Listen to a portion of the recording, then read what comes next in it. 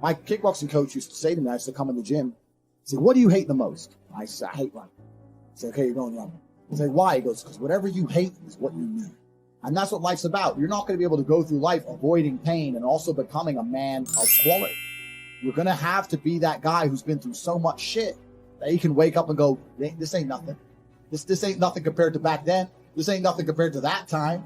You know, and if you're not going to be that guy, then you're going to always suffer the consequences of not being that guy. There's pain to become important, and there's pain in not being important. We're living in a comfortable world now where people think, oh, it doesn't matter, it doesn't matter. But you know what? To some degree, it does matter. It does matter, and I'll tell you who it matters to. It matters to your soul, and it matters to God.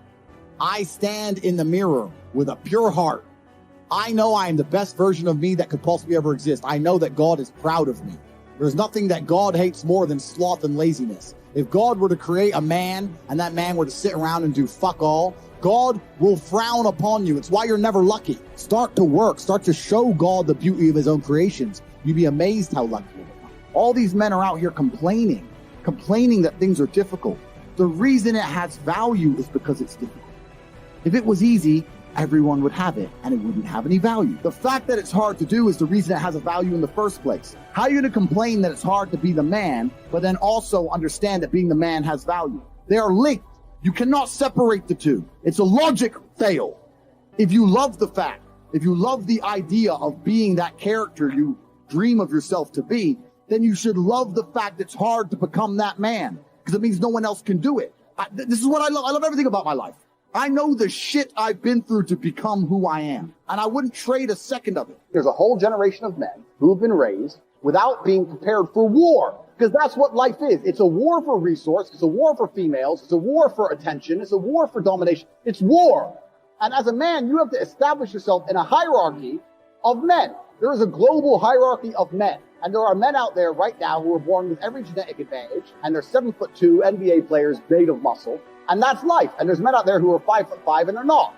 But that doesn't make a difference. You still have to find a way to fight and compete. If you don't make yourself valuable, you have no value. You have to get up and do it. This is how life works, right? If you even, let's take cars. You're driving at 200 miles an hour. You don't feel it. It's accelerating to 200 miles an hour that you feel. You don't feel once you're doing the speed. You feel the acceleration. It's the acceleration that's exciting. You need to feel the change in your life to benefit from it. Most of the time, you don't feel like doing the things you're supposed to do. But the true masculine frame throughout history was doing the things they didn't want to do, but they knew they had to do because they had honor and duty. That's what honor and duty means. Do you think the men on the Titanic wanted to stay on the fucking Titanic? No, we're men. We have to stay. We're scared, but we must. It's our duty. It's on the other side of fear that you're going to garner the respect of other individuals. You have to do things that they're afraid to do, meaning most likely you are also afraid. I've done a bunch of shit I was afraid. I was afraid 87 times before I got in the ring and cage. It's scary. I lived a scary life. But by going through all of that, I am now respected. You have to learn to face your fear. And I'm not saying not be afraid, because that's not brave. If you do something you're not afraid, you're not brave. You have to be afraid and do it anyway. That's what courage is. So I'm not saying you can be as scared as you want, but you still have to go. You're not going to have a big life that's a calm ocean. You need to learn to just surf the waves and laugh, because most people just collapse under the pressure. Stress tolerance is a massive indicator of how successful you're going to be. When you're young, go out there and get stressed, get upset, have those sleepless nights. At 17, 18, you should be panicking. And that's going to give you a stress tolerance level that allows you to grow into an adult which can handle a big life. The only thing you can actually really truly control is what you think. So why are you not controlling your own mind? It's your asset. It's your ally. It's your friend. Why would you make an enemy out of the only thing you have control over? I refuse to do that. It doesn't make sense to me. You don't even need to be brave enough to become brave by yourself. You need to be around men who are already brave. Everyone else around you, when you say you feel a certain way, if they don't check you, then why you hang around with them? When men get together, there's a magical force that makes us feel brave, makes us feel powerful. So when I talk to these dudes like, oh, but it's, you know what, Tate, yeah, I agree, but you know, it's hard. It's hard. Of course it is. It's supposed to be. And if you're not cut out for it, then fuck off and live a normal existence and die. Letting other men enjoy the spoils of being a man and fucking die. If that's what you want to do, just sit there and exist, fade into history unremembered. That's your decision. Names a single attribute for masculinity which is going to come from a place other than trauma. I talk about this all the time. People say I've had a traumatic life. You say, well, then you're very, very fortunate. You had a traumatic life. Now, you may have misused that trauma. You may have misplaced it. You may have accepted the matrix telling you that you now have an excuse to fail, as opposed to using it to grow. But every single man of value went through trauma, and they went through pain. It's going to be painful to get strong, painful to get rich, painful to become important. It's going to be painful to become good with women. Your hearts get broken a bunch of times. You have to be prepared for the pain. If you're not ready for pain, you're never going to be anything. This is down to you. And listen, you may feel fired up for 10 minutes after this little talk. You're not going to feel fired up forever. You need to put systems in place. You need to get discipline. You need to get an atmosphere of people around you who are going to keep you accountable and not make it easy for you to continue to be a fucking nobody. And then you're going to fix your life. Otherwise, you're going to stay a nobody. That's your problem. It ain't mine. What you can't do is devalue yourself or your attention in any way. What happens now in the modern world is that men's attention no longer has value. In the 1950s and 60s, if a girl got the attention of a good-looking guy, it meant something. Because how many times can she get the attention of a good-looking guy? She walks down the street, whatever. In the world of Instagram and Facebook and social media, a girl's getting blown up. So what does your attention have? Your attention has no value. So the way you give it value is, one, becoming a higher value man. But another way you have to make sure your attention has value is you don't throw it away, because it suffers from inflation like anything else.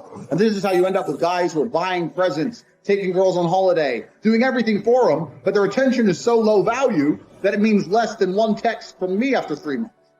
Being smart, being witty, all these things help. But this is the reality of life as a man, is that you have to build your value. People say to me all the time, oh yeah, Tate, you get girls. I said, I got girls because I became a kickboxing world champion. That's thousands of hours in the gym. I wasn't born with some magic. I wasn't born with some tool. It's like, I had to do it myself. So you have to build it as a man. This is just the unfortunate reality. If you're not prepared to do any work at all, you're going to suffer. So you can't hack. You can't hack having a personality. You can't trick a girl into thinking you're something you're not. If you want a woman to really respect you, then be a man worthy of respect. It's really that simple. And on top of that, one of the easiest ways to be a man worthy of respect is to refuse to take disrespect. You can be nice to women. I'm not saying don't be nice. The idea of being nice in and of itself has no value, because nice is something which is intangible. Nice is something that can be fabricated, right? You or I can go out there and be nice. We can be nice to people we don't like. Anybody can be nice. So if there's no scarcity attached, how can I have a value? Something like status is very hard to fake, right? Something like that Lambo is very hard to fake. All these things are very hard to fake, but nice can be faked. But the point is, when a guy comes along trying to be nice, I think women instinctively kind of look at you and go, look, you just met me. You don't know me. And you're being extremely nice to me. And that, to a degree, I think warns them. That's deceptive on some level. I think that's the reason they're semi-repulsed by it. If you knew me an hour ago and you're being all nice to me, what do you want? Well, we know what we want. She knows what we want. Yeah. So the whole thing just looks fake. It doesn't look genuine. And integrity and being a genuine person is not just something that women respect in men. It's something that people respect in other people. So it's good when a woman meets you to know that you're a genuine individual, a nice guy. There's a huge advantage in life to being likable. That is a skill that most people should cultivate, being likable. In the real world, the people who dislike me are people I've decided it's okay for me to dislike. Or pure violent haters, which every man gets, right? But if I'm in a conversation with somebody and I want them to like me, I have a 100% success rate. I know how to make people like me. I know how to be a likable person. The only resource you have is your attention. And the reason it's so difficult is because now women get so much attention for no reason. Then why does your attention have value? You have to put value on your attention. So then how do you put value on your attention? What did we talk earlier about how trauma can mold you? Trauma can be a fantastic thing. Heartbreak, depression, sadness, these are all fantastic motivators. I'm telling you why they're a fantastic motivator. You go to a guy who's heartbroken, he has all the motivation in the world to send 300 text messages. He has the motivation, he's putting it in the wrong place. That's 300 cold emails you could be sending to someone in a business. That's a lot of money you could have made. Yeah. Life's going to hurt you, and how you use that pain is completely not really up to you. You can use that pain to galvanize yourself as a man and become a better man you've ever been. I'm not saying that I'm only successful because of some chick. I'm saying that every single time that I was heartbroken, I never wasted a second. I was never wallowed. That's what I'm saying. True trauma's going to come, pain's going to come, and you have to use that in a constructive way. I'm not telling you to tell him to avoid the pain. I'm saying that when it comes, make sure it's used in a constructive way. And still to this day, that's all I would ever do. If something bad happened to me and I got really upset, I would find the most constructive possible outlet. And that's a conscious decision. You have to have the emotional control to make a conscious decision in that.